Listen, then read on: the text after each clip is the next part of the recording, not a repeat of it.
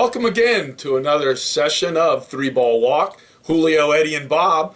And lots has been happening. I mean, we started this before the season started. Yeah, preseason. And now we've got a little bit of college ball, a little bit of Major League Baseball, and fun things have been happening on the scene. A little bit of high school baseball in some states, almost wrapping up. It was interesting. I was thinking, actually, the number one prospect in high school prospect in the nation, a right-handed pitcher out of New Jersey, and I don't know his name, but I'm sitting there. Groom. You saw that, huh? I saw that. And you saw what happened to him. Yeah, he got he's not allowed to play this year for his high school team. Because he transferred, broke New Jersey transfer rules, not allowed to play, and they declared this right before the first game of the season early last week. Meanwhile, my son just had districts this week, and their season is over. Little different playing in Florida than New Jersey, huh? Yeah, it is a little different. You look at some of the schools, I was looking at them, and some of them, like especially in softball, some of the schools have played 8 home games. Eight, and we're a month away from the end of the season. So. Well, that and I think I remember in Illinois and other places, high school baseball, and even in Florida it did for a while, and the season just keeps, now you're starting beginning of February and the season ends early April. Yeah. And up north, season starts in April and ends right about the time school ends in June. That's right. That's the way ours were that way in Alabama.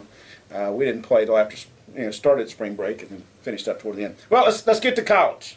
We're at high school. Some things that jump out from the first half of college baseball. One of the biggest things for me is the surprise at number 1. Mm-hmm. I'm surprised. We talked about them earlier in our early show about college baseball, about the Miami Hurricanes and them not winning since 2001. Now they're at the top of the heap. They are the number 1 team in the country, and the number 2 team in the country has fewer losses and beat them 2 out of 3. At their place. At their park. It seems that sometimes you don't get it right. Well, and I this sounds bad, but it's what have you done for me lately? And the same thing happened in softball when Auburn all of a sudden, after losing 2 of 3 at home at Florida, winds up having a decent weekend. Florida gets 2 out of 3 losses to Alabama, and fewer losses, better team, better, and then the quality of wins, and yet Auburn jumped them, and it took a while. And that's, I think a lot of times those pollsters look at what'd you do last weekend. Well, Miami lost a game last week.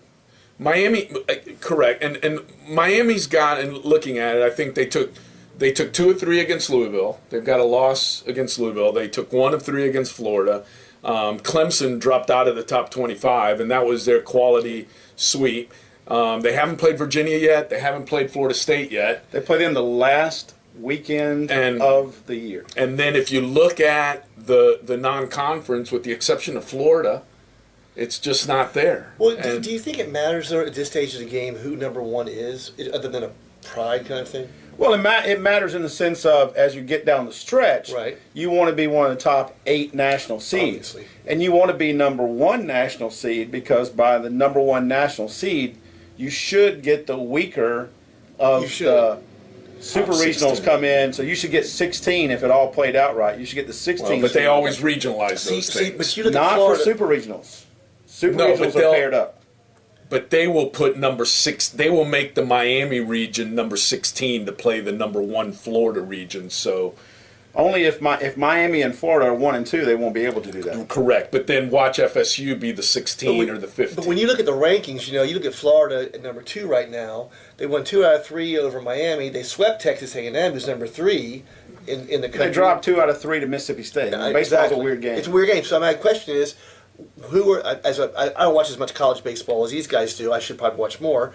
But how do the guys do the pollsters? What are they thinking? Well, one of the things too, and they correct me if I'm wrong, but just from what you've seen, I think baseball more than any other sport looks at that RPI and looks at that kind of thing. Yeah. And even though the rankings are the rankings, right, all of a sudden you'll see the number 4 team in the nation be the number 1 national seed going into the right, postseason. And the RPI is not very different, other than the fact that Florida's 1, Miami's number 2. So they reverse them in the RPI. I mean, we've got the RPI right there, which is an interesting thing with RPI stats. Looking up this week, but college baseball is out, and SEC has 9 in the top 35. Right. That's RPI. What about in the rankings? Well, the right they got 7 in the top 25 and 5 in the top 10 in the SEC. And here's another one for you. The ACC has 7 of the top 35 Wow. RPI. Correct. I'll tell you one thing that I found interesting in this week's top 25 in baseball. The 2 teams with the most losses, meaning, hey, we're a quality team and we get respect even though we haven't been winning a lot of games. Both ACC teams. Virginia, which I guess you get credit for it if you're the defending national champions. They Right. have 15 losses, checking in at number 22. 22. And Clemson with 12 losses, checking right in behind them at 23. right there at 23. And a lot of times, I guess nothing from but that does show at least that the quality of play in the ACC, they're respecting it. They are, and the ACC certainly gets a lot of respect. And you think about that, 9 out of the top 10 teams in the RPI are either from the SEC or the ACC. Yeah, so that's- And I'll give you 3 guesses, and except that you looked at already at my notes and you know which one it is, would you have gotten the banana slugs? Is that UC Santa Barbara? Are they banana slugs or No, they're they're I'm the not sure. I forget which team that is. Anyway, UC Santa Barbara is the only other team in the top 10. They're in the top what are 10. they? The They're the top 10 sandbags. RPI. RPI. Not the Okay, gotcha. dirt bags. The dirtbag guys? No, they're I don't know. I don't know. We'll have to Mighty look guy. that up at the break, and we'll try to get that before we get UC back. Santa Barbara. Which then goes to, you often wonder, is it the fact that you can play baseball year-round in the South that allows the ACC, SEC teams to flourish earlier? Or is it just that the pollsters and the coverage and everything else is biased toward the ACC and the Southeastern Conference? I think part of it is, I remember years ago, Maine would always start the season off 3-12 and wind up in the College World, in the postseason. And the reason was because they're 3-12, they'd get swept by Miami, they'd lose 2 or 3 to Florida, they'd lose 2 or 3 to FSU. And that's what they did, but then they went up. And I've always wondered, these teams come in February, and basically they can't play in Michigan, they can't play in Maine and whatever. So No. they're road teams for the beginning of the year. And so they're getting their games in, but before those games start, what are they doing in October? What are they doing in November, in December, in January? Well, they've got to be inside. They They've can't got to be be outside. inside. You go to Mississippi State, which with that Palmero Center that they have is just, it puts any indoor football practice facility to shame. You went there, right? We were there, and it's an those schools. But how many of those schools up north have those type of baseball facilities to practice indoors? Well, probably not many. If anything, they're sharing the practice fields and indoor fields with football and getting in a little bit of groundwork, a little bit of hitting, maybe depending on the facilities.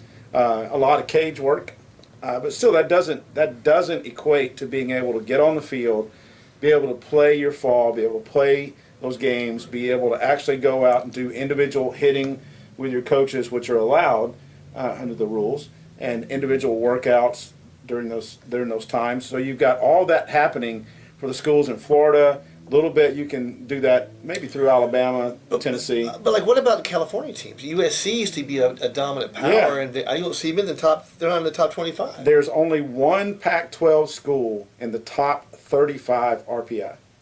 And I just give you a guess who that is. It's one of the Oregon teams. Is my guess. Negative, sir. Really? It's Cal. Cal is the only top 35 team. Yep. So they're both- 18th. I just saw that. They're 18th. Yep. Yep. Yep. And both Oregon State.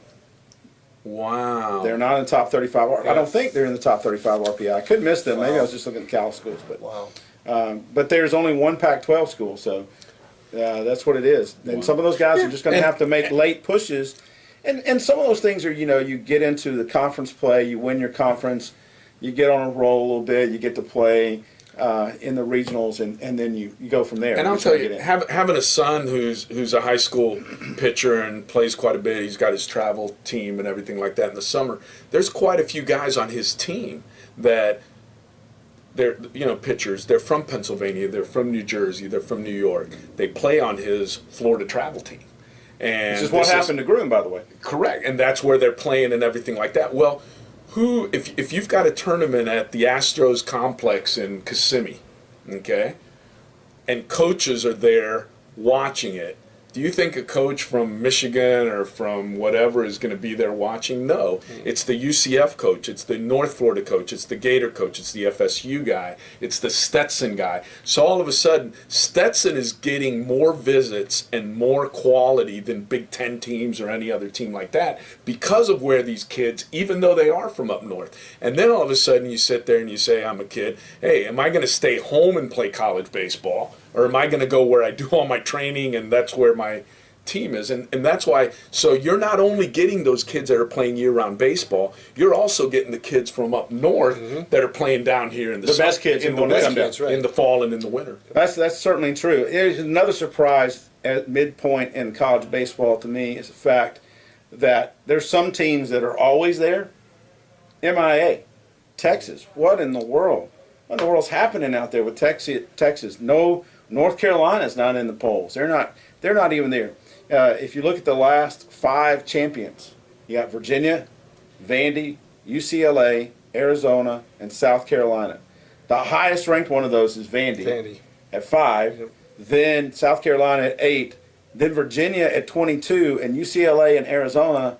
If you recall last year, Virginia had a lot of injury problems. They started off the year number 1, and they dropped out of the top 25. Yep. They barely got in. They were a number 3 seed or a 4 seed. They were a 4 seed in their regional. Right, and they barely got in. They won on the road. They went on the road for the super regional. They wind up winning, and so a lot of this. It could be. Hey, the team, one thing about baseball, and you said it, is you never know weekend to week.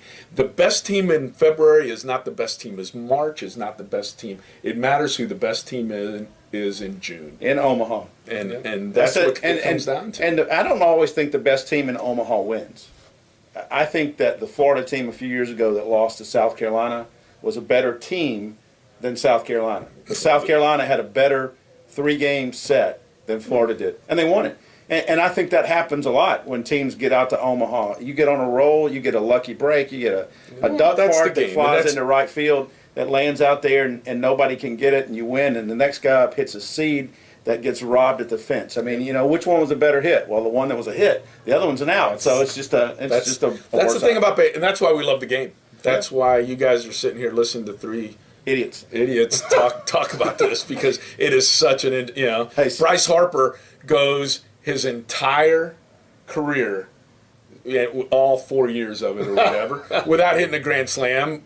7th youngest guy to ever hit 100 and everything. Hits his first grand slam, and a week later it's his second one. It's his second, and it's just crazy. What that says? An interesting game. You know what that means? What's that? That the Washington team before him sucked, and they couldn't get people on base before him. He had 100 home runs. You'd think you'd luck into one with the bases loaded sooner or later. Hey, we got a contest this week, so Bob's going to tell you about that, and then we'll go to the break. We're going to give away some free baseball tickets this weekend here in Gainesville. The Gators are playing the Georgia Bulldogs, and if you want some free baseball tickets, we're giving away 2. You have to answer this trivia question. What we need you to do is like our Free Ball Walk page, answer the question, and what else we're going to do? That's it. That's all you got to do. Right there. 3 Ball Walk on Facebook. On Facebook. And like it. Answer the question in the comment section. And we will Facebook you back. We will get one lucky winner there. All right. And yeah, but you have to comment on our video. And it's Florida, Georgia. It's not the world's largest outdoor cocktail party, because that's for football. No, but it's Thursday, Friday, Saturday. Remember the games. Thursday, Friday, Saturday for any one of those games. Florida, Georgia. Right. Florida, Georgia game. And answer this question. Who has the most College World Series titles? I can tell you who it's not. Who is it not? It's not the Florida Gators. The Florida Gators, exactly. I can tell you who else it's not. That's the Georgia Bulldogs. The Florida State Seminoles. I'll tell you who else it's not. Not the Florida State Seminoles, although they probably have more appearances than anybody else. Yep. 27, if you're Seminole fans and counting, this might be year number 28, and you still may not get it.